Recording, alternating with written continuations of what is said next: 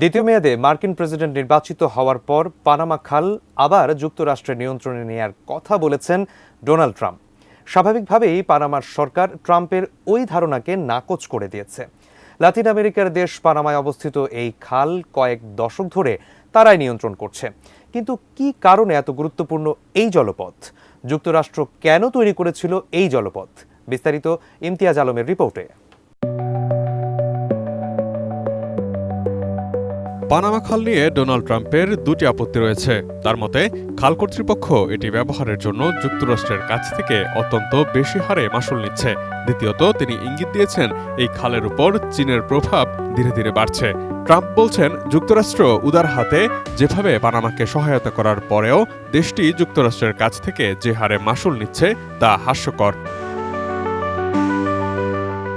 যুক্তরাষ্ট্রের নির্মিত এই খালটি ১৯১৪ সালে চালু করা হয়। এরপর ১৯৭৭ সালে দেশটি পানামার সঙ্গে একটি চুক্তি করে খালটি তাদের কাছে হস্তান্তরের জন্য।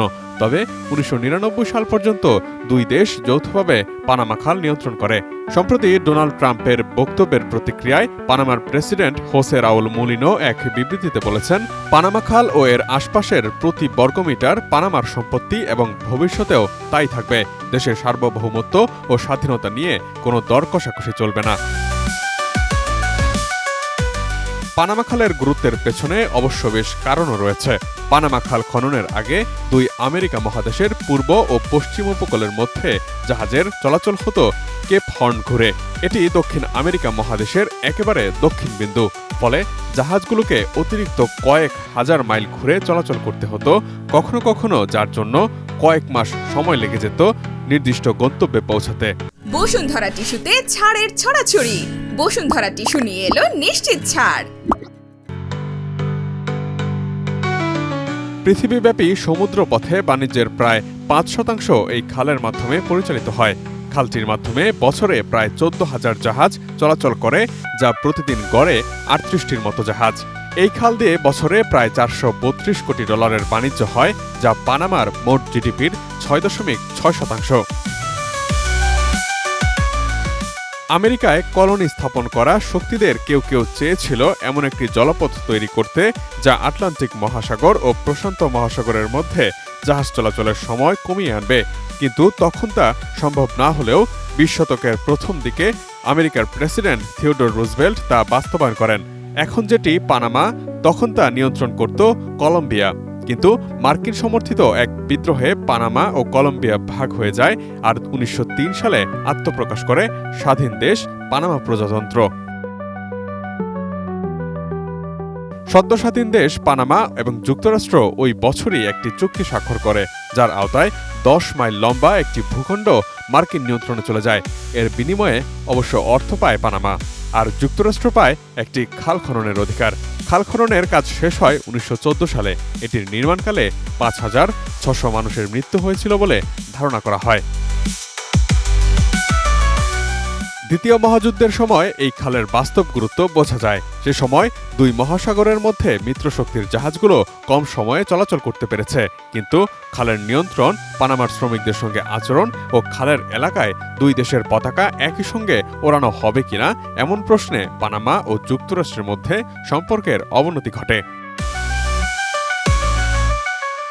শেষমেশ ১৯৬৪ সালের ৯ জানুয়ারি উত্তেজনা চরমে ওঠে। সেদিন আমেরিকা বিরোধী দাঙ্গায় খাল এলাকায় বেশ কয়েকজনের মৃত্যু ঘটে। অল্প সময়ের জন্য দুই দেশের মধ্যে কূটনৈতিক সম্পর্কেরও বিচ্ছেদ হয়।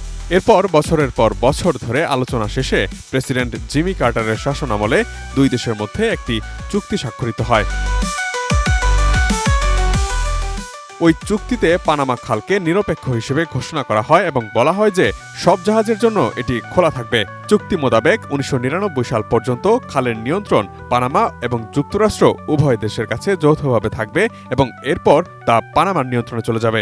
তবে সবাই জিমি কার্টারের এই চুক্তিকে সমর্থন করেননি। ১৯৭৬ সালে তৎকালীন প্রেসিডেন্ট প্রার্থী রোনাল্ড রেগান বলেন, যুক্তরাষ্ট্রের জনগণ খালের এলাকার ন্যায়সঙ্গত মালিক। ২০০০ সালে খালের পূর্ণ নিয়ন্ত্রণ নেয়ার পর ওই জলপথের সক্ষমতার চেয়ে বেশি জাহাজ সেটি ব্যবহার করে চলাচল করতে শুরু করে। ২০০৭ সালে খালের বড় ধরনের সম্প্রসারণ প্রকল্পের কাজ শুরু হয়, যা শেষ হয় এক দশক পর। কিন্তু খালের এলাকায় ব্যাপক খরা দেখা দেওয়ায় পানির স্তর নিচে নেমে যায়, ফলে এটি পরিচালনা করা দুরূহ হয়ে পড়ে। পরিস্থিতি সামাল দিতে কর্তৃপক্ষ জাহাজ চলাচলের সংখ্যা কমিয়ে দেয় এবং মাশুল বৃদ্ধি করে। সম্ভবত এই অতিরিক্ত মাশুলের কারণে ডোনাল্ড ট্রাম্প অসন্তুষ্ট হয়েছেন।